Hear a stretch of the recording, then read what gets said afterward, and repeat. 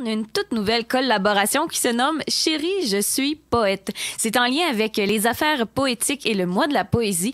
Et c'est ça. Ensemble, on vous offre une fois par mois un ou une poète qui va venir faire une entrevue suivie d'une lecture afin de remettre un peu de poésie en ondes et partager la beauté, la douceur et la réflexion que porte la poésie. Et aujourd'hui, pour briser la glace, j'ai au bout du fil Nora Atala, qui est une écrivaine et poète québécoise, et elle va nous partager un peu sa vision de la poésie et finalement une lecture. Allô, Nora? Oui, bonsoir. Merci beaucoup de casser la glace de Chérie, je suis poète. On attendait ce moment avec impatience ici à la station. C'est un grand plaisir. Merci de m'y avoir invité. D'abord, j'aimerais qu'on dresse un peu un portrait de qui est Nora Atala parce que tu as grandi et étudié à Montréal, mais tu es née au Caire, en Égypte. Tu es d'origine gréco-libanaise, franco-géorgienne et tu as vécu un peu partout dans le monde, entre autres au Honduras, en République démocratique du Congo, au Cameroun, au Maroc. Tu as vu énormément de monde. Est-ce que la rencontre et la poésie, ça va de pair? Pour moi, c'est en ce qui me concerne, c'est essentiel. Tous mes dépaysements, mes déplacements, mes rencontres avec l'autre, surtout quand on vit dans un pays en particulier et non pas qu'on soit de passage en tant que touriste. Donc, ça permet en fait de prendre le pouls d'un peuple, d'un pays, d'une culture. Et moi, c'est ce qui nourrit mes écrits, c'est ce qui m'inspire. J'ai besoin de tout ça pour voyager également dans mon intérieur. Et comment ça se passe présentement en pandémie alors qu'on est confiné à la maison? Est-ce que ça change un peu la manière dont tu vois ton travail d'écriture, dont tu vois la rencontre avec les gens? J'avoue que le fait de pas pouvoir me déplacer à ma guise et de faire, parce que malgré le fait que je suis revenue vivre au Québec plusieurs fois en fait, et mais ce qui m'a toujours aussi fait voyager, c'est à travers les festivals de poésie internationaux et les résidences aussi, parce que j'ai été en résidence au Mexique. J'ai été à Paris, mais j'ai dû revenir. J'avais une résidence avec le Conseil des arts qui m'avait été octroyée et elle a été reportée à l'an prochain, donc j'ai pas pu vraiment prendre pleinement, disons, en bénéficier pleinement. Donc oui, ça me bloque. J'avoue que ça me manque terriblement. Mais tu es quand même derrière une dizaine d'œuvres et une quarantaine d'anthologies. Ça m'intriguait. Pourquoi est-ce que tu écris? Qu'est-ce que ça t'amène? Qu'est-ce que tu souhaites partager via la poésie et l'écriture? En fait, la poésie, j'aime à travers la poésie dire l'indicible, interroger un peu ce que je n'arrive pas à saisir, exploiter des angles nouveaux, fouiller des thèmes aussi qui me sont chers, dont le déracinement, l'exil, le racisme, l'intégration également, la mémoire, tout ça, ce sont des thèmes qui me travaillent. Donc, j'écris en général une poésie un peu de bord de gouffre, mais elle est ouverte sur l'espoir. J'aime briser les scènes, disons, des victimes des guerres, ceux qui n'ont pas et celles qui n'ont pas eu de voix, casser un peu la folie, parce que j'ai vu à travers mes voyages aussi la folie du pouvoir ou la folie religieuse qui permet en fait le supplice des gens, que ce soit à l'étranger ou chez nous. C'est ça, faire contrepoids, disons, au monde brutal et puis les idéologies aussi intégristes. Tout ça, ça me travaille et c'est ça. J'aime exposer les sentiments, qui soit obscurs, soit paradoxaux. C'est vraiment important pour moi de créer un parallèle entre les blessures du corps, mais aussi de l'esprit.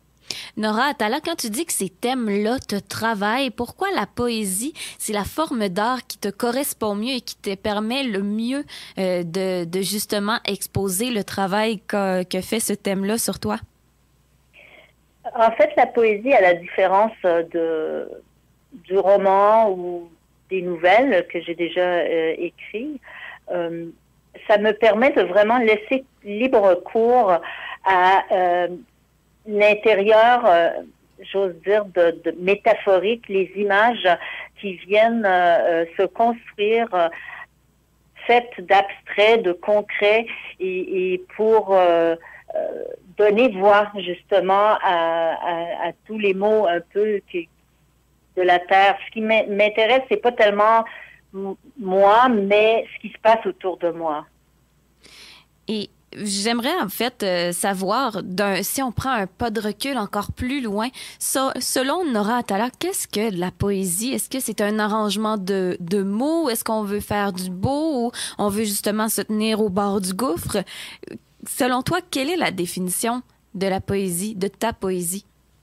C'est difficile à dire, la poésie, un peu, comment dire, d'y mettre des mots, parce qu'il y a la définition du dictionnaire, mais ça ne suffit pas.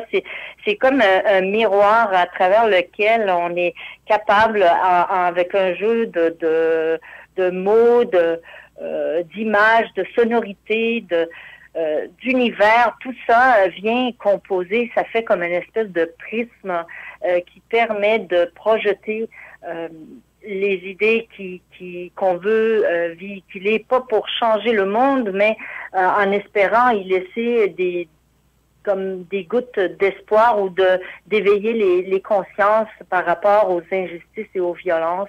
La poésie, c'est de laisser derrière soi comme des miettes à travers lesquelles ou des petits cailloux qui nous permettent de suivre comme un chemin et de peut-être soit d'aller au fond des choses, soit vers la lumière. Ça dépend du sens de la nécessité, du besoin de chacun. Et ça m'intrigue, ces miettes-là, ces petites pierres que l'on laisse derrière soi avec la poésie, comment on les choisit? Comment on fait pour créer une œuvre en se disant « Ceci est ce que j'aimerais laisser derrière moi de mon passage un peu sur Terre » ? Pour moi, ce qui va comme déclencher une inspiration qui va me permettre d'avancer mes idées, ça va être en ayant un certain sens de l'observation. Donc, ça peut être à travers un visage, les traits de quelqu'un, ça peut être un mot que quelqu'un aurait dit, ça peut être également une craquelure dans un mur, un dessin dans un plancher, un nuage qui flotte. Tout ça, pour moi, sont des éléments d'inspiration qui vont me permettre d'aller comme forer, d'aller avec les mots à travers ces images qui me viennent, de mettre des mots dessus pour former des vers qui sont des vers libres, évidemment. Et j'ai un thème à l'esprit, par exemple, si je prends La gestation de la peur, un de mes recueils, c'est tout ce qui nous habite dès l'enfance, à partir de l'utérus, en fait, et qui va nous naître avec nous. On va porter le poids de la mère, mais aussi des ancêtres. Et à travers les âges, petit à petit, cette peur, ces angoisses, ces fantômes, ces squelettes, tout ça grandit avec nous. Et à travers ça, je voulais aussi montrer l'espoir, la lumière. C'est ça, en fait, c'est avec ça que je construis petit à petit mon univers. Et finalement, en fait, pas finalement, parce qu'il y a quelques questions qui vont précéder la lecture que tu t'apprêtes à nous offrir, mais je décèle un peu une grande sensibilité, que l'inspiration puisse te venir d'une faille dans le mur ou d'un trait d'un visage. Où est-ce que tu as appris à développer une si belle sensibilité, une si grande ouverture pour transformer quelque chose qui pourrait sembler anodin en des vers libres qui vont éventuellement former un recueil? C'est comme une espèce, je ne sais pas si c'est aussi immense que ça, la sensibilité, mais dès que j'avais l'âge de 11-12 ans, déjà, je m'intéressais à la poésie, mais à l'époque, je pensais que on faisait des poèmes en faisant des rimes, mais je sais pas, peut-être c'est lié à la mort, je saurais pas vous dire, mais mon père est décédé, j'avais 6 ans, et il est décédé pratiquement sur mes genoux. Est-ce que ça a déclenché quelque chose? Sûrement, mais disons que c'est pas apparent. Quand on me rencontre et on me et qu'on parle ensemble et tout ça, les gens habituellement n'ont aucune idée je veux dire, je suis plutôt de nature riante et au premier abord comme ça, donc je pense que cette sensibilité est comme enfouie et elle ressort à travers l'écriture au fond. Alors, on apprend une autre facette de Nora Atala via la lecture, via ce que tu écris. Ben, j'espère bien, mais en même temps, j'ai des amis qui me disent, mon Dieu, ton univers a l'air si obscur, alors que toi, tu es tellement solaire. Quand on te rencontre, on ne s'attend pas à ce qu'on lit de toi va projeter en fait l'envers de ce qu'on voit, ce qui est au fond à travers le monde ou à l'intérieur, mon intériorité qui, elle, n'est pas nécessairement moi. D'ailleurs, dans ma lecture, vous allez vous rendre compte, je parle du monde, je parle pas tellement de moi, mais c'est à travers mes yeux, mon regard, ce que j'ai vu avec les voyages, de quoi j'ai été témoin, dans le fond. Qui me permet d'aller et de fouiller comme ça ces espèces d'espaces que je veux remplir. Et que réponds-tu justement aux gens qui te disent que ton univers semble sombre alors que tu es une personne solaire? Ben moi je dis c'est parce qu'il faut savoir lire en filigrane parce que toute personne l'image qu'elle projette on a plusieurs on n'a pas que des doubles de soi mais on peut être même des fois quadruple parce qu'on n'a pas un comportement similaire quand on est au travail avec nos amis, avec nos enfants ou seul ou avec le conjoint. Donc on a comme plusieurs facettes. Une personne est faite de plusieurs facettes et donc les amis ou les connaissances ou les confrères, les collègues les consoeurs de poésie, on n'a pas la même relation que quand on est chez soi ou tout seul ou quand on écrit, par exemple. Donc, je pense que peut-être ça montre que l'autre personne en face doit avoir une certaine aussi ouverture et sensibilité pour percer à jour la personne en face d'elle. C'est très intéressant. Dis-moi, Nora, qu'est-ce que tu as choisi de nous lire aujourd'hui pour briser la glace de Chérie, je suis poète? J'ai envie de vous lire un extrait de mon plus récent recueil qui a paru au mois de février, mais avec la pandémie, tout ça, je ne sais pas s'il a pu être porté et colporté de librairie en librairie. Je pense qu'il est un peu partout, en fait. Mais je vais vous lire un extrait. Ça s'appelle Mort debout et en fait mort MORTS et c'est comme un appel à la révolte, c'est un appel comme à se réveiller et à prendre conscience des injustices, de la violence, encore plus que ce qu'on voit par exemple qui est véhiculé à la télévision, mais de vraiment c'est comme un appel, un cri d'alarme. Alors, on va écouter ton cri d'alarme, Nora Atala, avec ta lecture Mort debout. Les ondes sont à toi. Merci. Soudain, il y a eu quelque chose sous les gravats. Un hurlement de frayeur.